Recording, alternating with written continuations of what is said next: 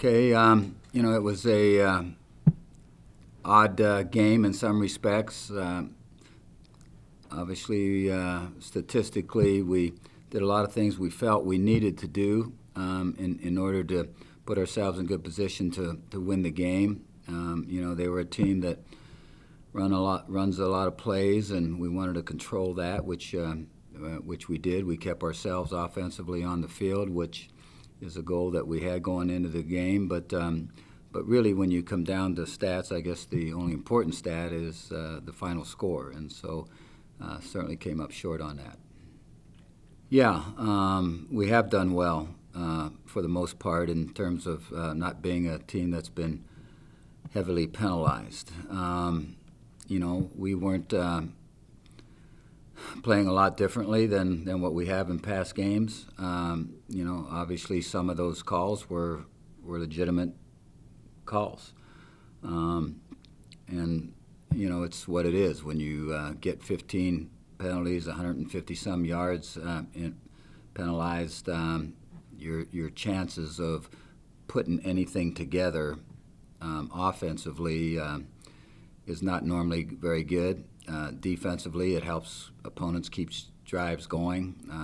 We had 2 penalties where it was back-to-back 15-yard penalties. You give a team 30 yards, that's you're going to struggle. And so, we gave up some sacks, which we have not normally been a team that's given up a lot of sacks. We did lose the turnover ratio again. We got heavily penalized. Those are all things that don't allow you to win football games. Well, they're certainly athletic. They're a defensive football team that I think plays well together.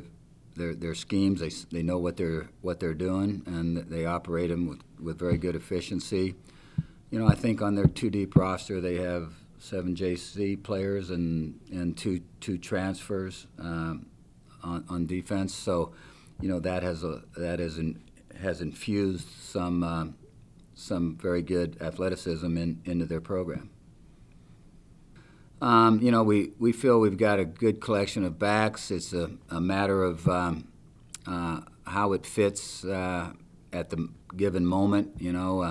Tim has not gotten a lot of reps, and every time he has gotten in, he's performed well, as you mentioned. And you'd like to see him continue to be able to have chances with his performance.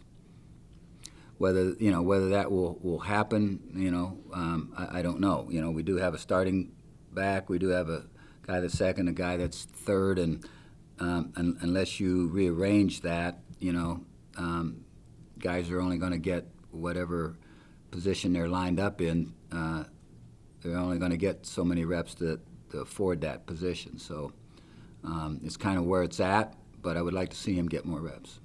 Yeah, they were both subpar as far as health went going into the game, but Daz is certainly our most experienced running back, and so in that type of game you wanted to give him opportunities. And AJ, coming off his performance, previously to being injured, even though he wasn't full speed, you wanted to see what he could get done.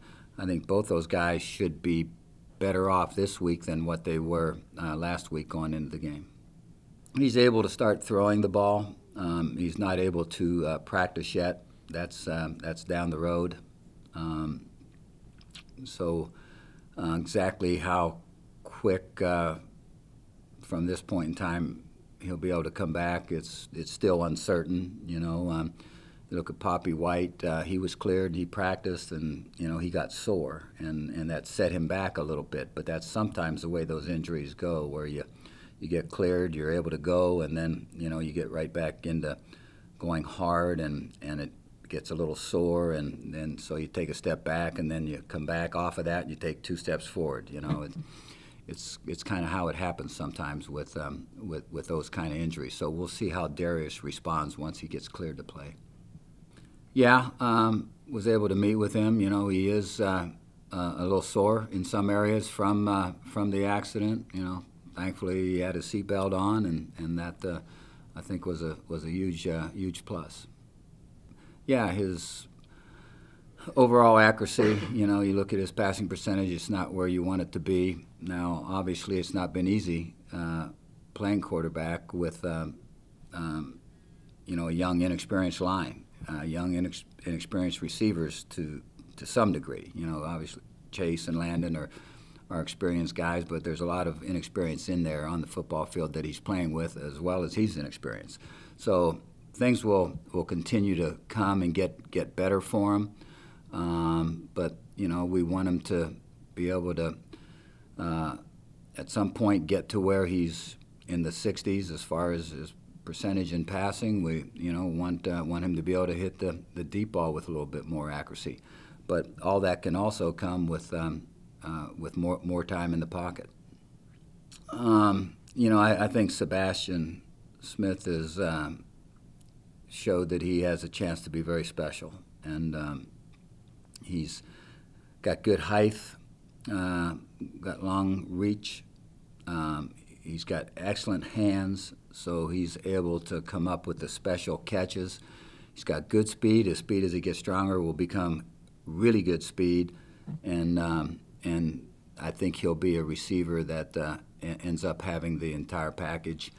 Jordan Reed has played well. He's run really good routes. He's made some special catches. So he's played very well at times. Brennan Cope has shown flashes of really being good. Herman Brunis, as a true freshman, has shown flashes of really being good, and there's a few other guys, and then you combine that with Chase and Landon Smith, and who am I missing? Anybody? That's about it, I think, in terms of. You're down about 6 guys now. Yeah. So, I like the group.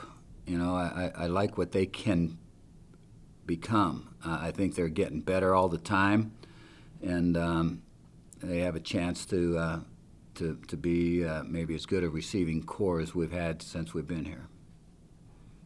Yeah, and before I jump to that, I might mention Troy Mangin, because he really has excellent pass receiving skills, and he uses his body very well in protecting the ball from DBs, and is really growing as a receiver as well as a blocker.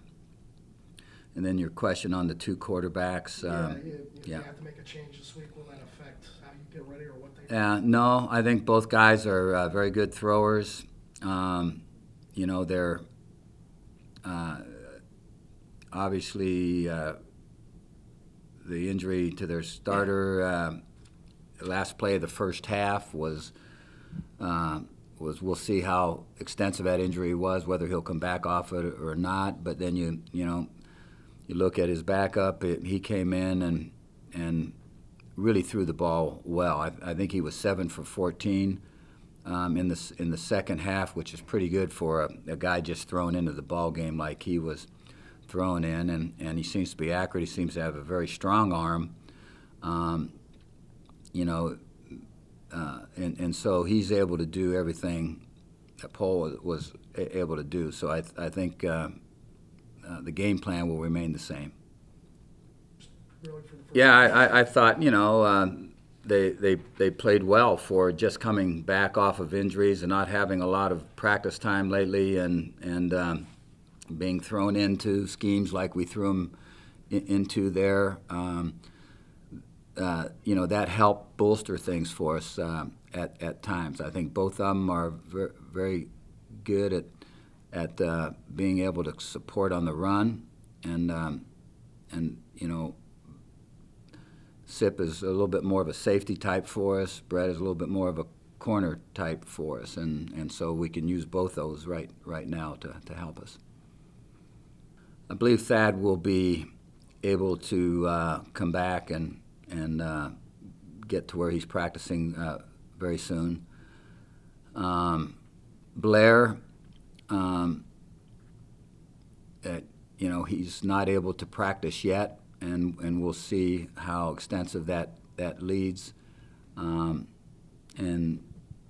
you know, he's on the concussion end of it is coming along very, very well.